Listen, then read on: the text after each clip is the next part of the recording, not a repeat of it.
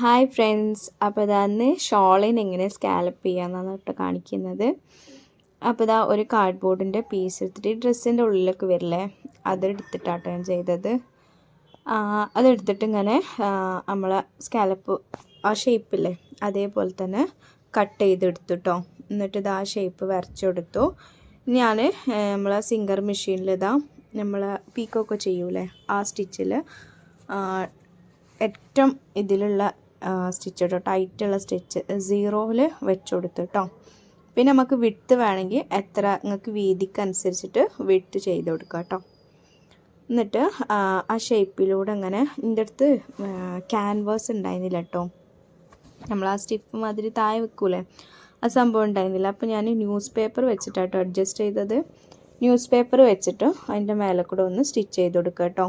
ആ കർവിലെത്തുമ്പോൾ ഒന്ന് നിർത്തിയിട്ട് സൂചി ഉള്ളോട്ട് ഉണ്ടാവുമ്പോൾ തന്നെ നിർത്തിയിട്ട് ഒന്ന് തിരിച്ചിട്ട് പിന്നെ അതേപോലെ ഒന്ന് സ്റ്റിച്ച് ചെയ്ത് കൊടുക്കുക കേട്ടോ.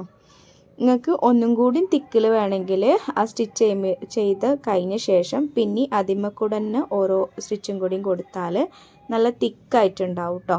ഞാൻ ഒറ്റ പ്രാവശ്യമേ കൊടുത്തിട്ടുള്ളൂ. അപ്പോൾ ഇതാ എളുപ്പത്തിൽ നമുക്ക് ചെയ്തെടുക്കാൻ പറ്റും കേട്ടോ.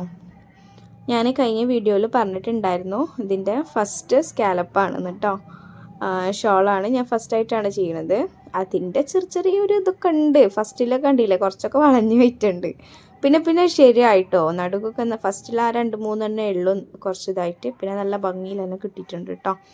പിന്നെ അത് നമ്മൾ സ്റ്റോൺ ചെയിൻ ഇല്ലേ, അതിങ്ങനെ ഗ്ലൂ വെച്ചിട്ട് ഒട്ടിച്ച് കൊടുക്കുന്നുണ്ട്. ഗ്ലൂ വെച്ച് ഒട്ടിച്ചതിൻ്റെ ശേഷം നിങ്ങൾക്ക് ഒന്ന് കൈകൊണ്ട് ഒന്ന് സ്റ്റിച്ച് ഇങ്ങനെ ഇതാക്കി കൊടുക്കുകയാണെങ്കിൽ കുറേ കാലം നിൽക്കും കേട്ടോ. അല്ലെങ്കിൽ ഗ്ലൂവിൻ്റെ പവർ എത്ര ഉണ്ടാവും നിങ്ങൾക്ക് അറിയാമല്ലോ, കുറച്ചൊക്കെ ദിവസമേ നിൽക്കുകയുള്ളൂ, പോരും കേട്ടോ. അതുകൊണ്ട് ഞാൻ ഫസ്റ്റ് വട്ടം അങ്ങനെ വേറെ ചെയ്തു, കുഴപ്പമൊന്നും ഉണ്ടായിട്ടില്ല. എന്നാലും ഒന്ന് കൈ കൊണ്ടൊന്ന് സ്റ്റിച്ച് ചെയ്ത് കൊടുക്കണം. ഞാനും ചെയ്തിട്ടില്ല, ചെയ്യണം. അപ്പോൾ ഇതാ ഇതേപോലെ ഞാനും ഫുള്ളും സ്റ്റിക്ക് ചെയ്തെടുത്തിട്ടോ. ഇനി സോൾഡറിങ് അയൺ വെച്ചിട്ട് ഒന്ന് ചൂടായതിൻ്റെ ശേഷം കട്ട് ചെയ്ത് കൊടുക്കുക കേട്ടോ. ഞാൻ സോൾഡറിങ് അയൺ മേടിച്ചതിൻ്റെ ശേഷം ഫസ്റ്റ് വീഡിയോ ചെയ്തിട്ടുണ്ട്. അതിൻ്റെ ഡീറ്റെയിൽസും കാര്യങ്ങളൊക്കെ അതിൽ ഞാൻ പറയുന്നുണ്ട് കേട്ടോ. ആ വീഡിയോ വേണമെങ്കിൽ പോയി കണ്ടോക്കാം.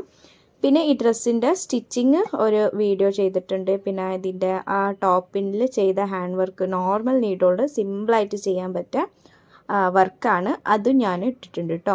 അപ്പോൾ ആർക്കെങ്കിലും കാണണമെന്നുണ്ടെങ്കിൽ യൂസ്ഫുൾ ആവുകയാണെങ്കിൽ കാണാം കേട്ടോ.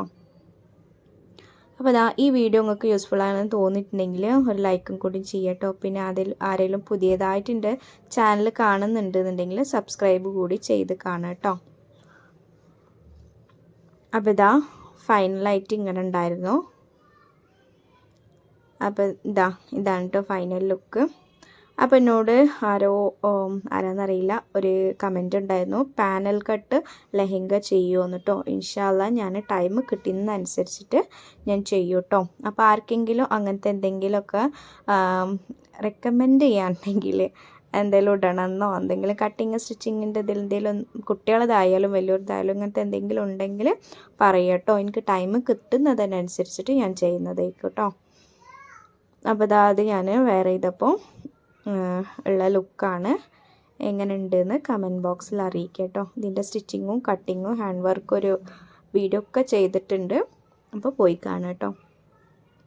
അപ്പോൾ നെക്സ്റ്റ് വീഡിയോയിൽ കാണാം. ബൈ.